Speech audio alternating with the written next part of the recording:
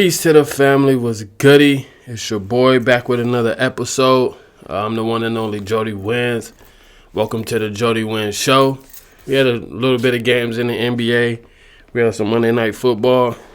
We're going to hop right into the Monday Night Football game. Before we start, like, share, and subscribe. Please and thank you.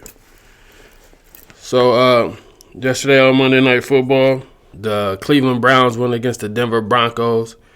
Denver Broncos won 41-32. The Broncos improved to 8-5. Browns dropped to 3-9. That nigga Jameis Winston had a great game, but he also does what he do best, and that's throw picks.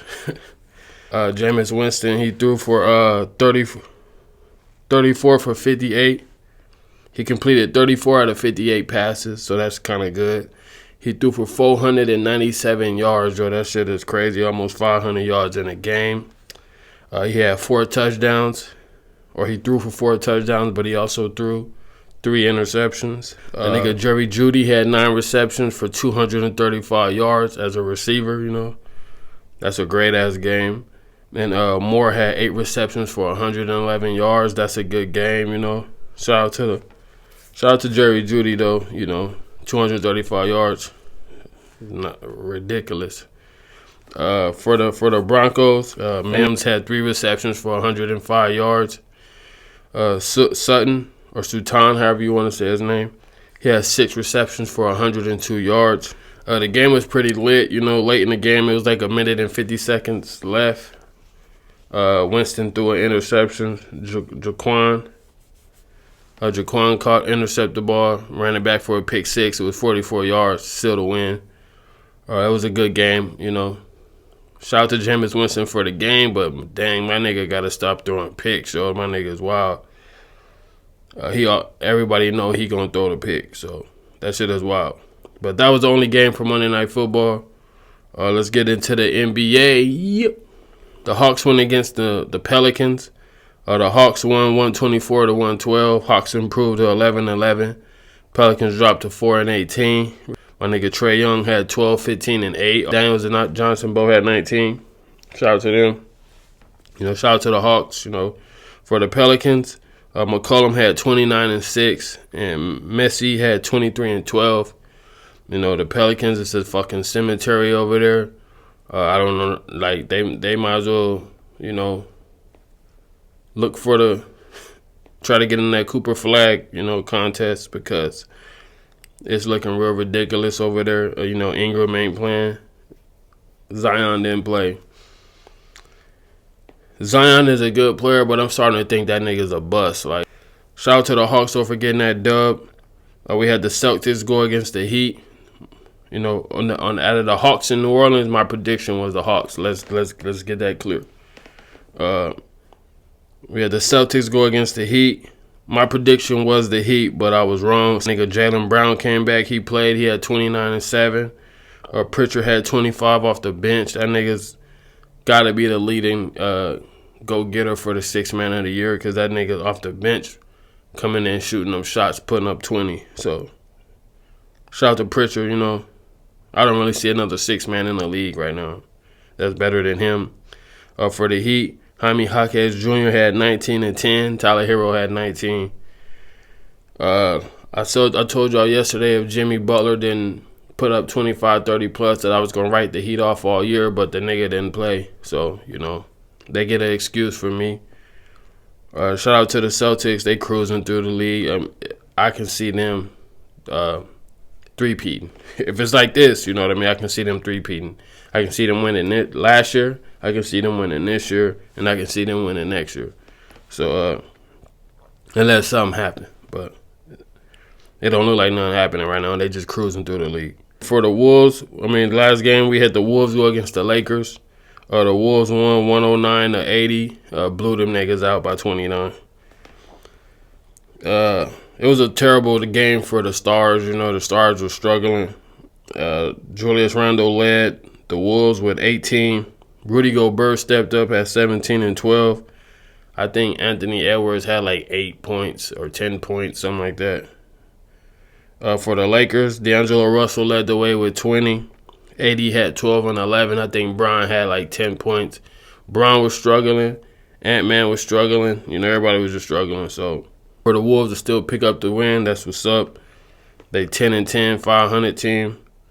Lakers dropped to I think 13 or 12 and 9. Yeah, the Wolves got to figure it out, man. They 10-10. This is looking kind of suspect for them niggas, especially after being one of the top teams in the West last year, top teams in the league last year. They're in the middle of the pack of the West. I'm not a fan of that trade still. I think they missed Cat. Cat was the big bodega, or I think they call him like the big bodega or the big purr. Pause. Shout out to the Wolves for getting that win with Anthony Edwards struggling. But they're going to have to figure this shit out because it's looking suspect as fuck over there. After the game, the Lakers was kind of reconsidering. LeBron said he going to try to play 82 games. That's what he want to do, play 82 games. And after yesterday's loss, they was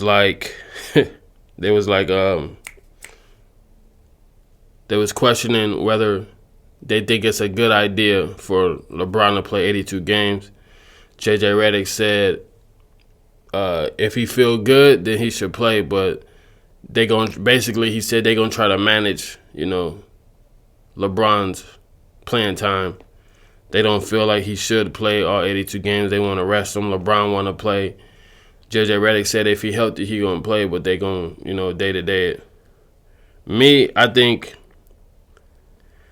In a league where everybody is resting all the motherfucking time, everybody missing games, LeBron wanting to play 82 games, I think that's a good look because he got to set the standard for what's been happening. LeBron, in a lot of people's eyes, he's a GOAT. So for him to go out there and play 82 games, hopefully that can change the perception of what the league is because, bro, everybody missing games, bro. Like, I remember years ago, playing 82 games wasn't a reward. Playing 70 games wasn't a reward.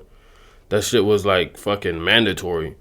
And for all these niggas that's in the league right now to be crying, sitting out because of fucking broke toenails and motherfucker, shit is wild. Like these niggas is soft, kind of low key. If LeBron can stay healthy, I think LeBron should play. Instead of making him miss games, I think they should manage his productivity. Like LeBron shooting 28 shots not this game, but last game he shot like 28 shots. I think LeBron should be shooting 10 to 15 shots a game and just ride AD. Pause. Them niggas should ride AD.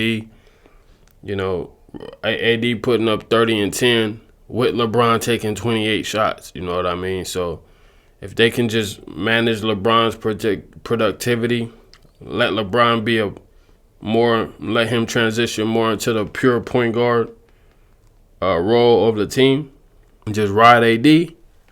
It can. I think that'll add miles to his career, add a couple months or years to his career, so he don't got to be out here gassed at the end of the game. They won't be heavily relying on a 40-year-old. It's no excuses. If you out there, you out there. I don't give a fuck about your age. I don't give a fuck if you hurt. If you out there, you out there. If you can't play, don't play. But Brian trying to play 82, like I said, that's a good look. Hopefully he do. Hopefully he stay healthy. Hopefully, I don't want to see LeBron been in the league for a minute, so I want to see him do everything he set out to do. He already got his son in the NBA. He got another son coming to the NBA. Hopefully he do everything he want to do. But yeah, about him managing, I hope he do get to play all 82 games because that'll be ridiculous. It'll make all these other niggas look hella bad. Like y'all niggas is 20, 30, missing games, especially Zion, Kawhi, Ben Simmons, Joel Embiid, Paul George, Bradley Beal. It's a whole bunch of niggas you can name that just be missing games. So LeBron, if he can play 82 games, that'd be a good look. Hopefully he get it. Wish you the best. But that's all we gonna cover today. It was a midnight in sports. Couple games, Monday Night Football. We're going to see y'all tomorrow. Like, share, and subscribe. Peace.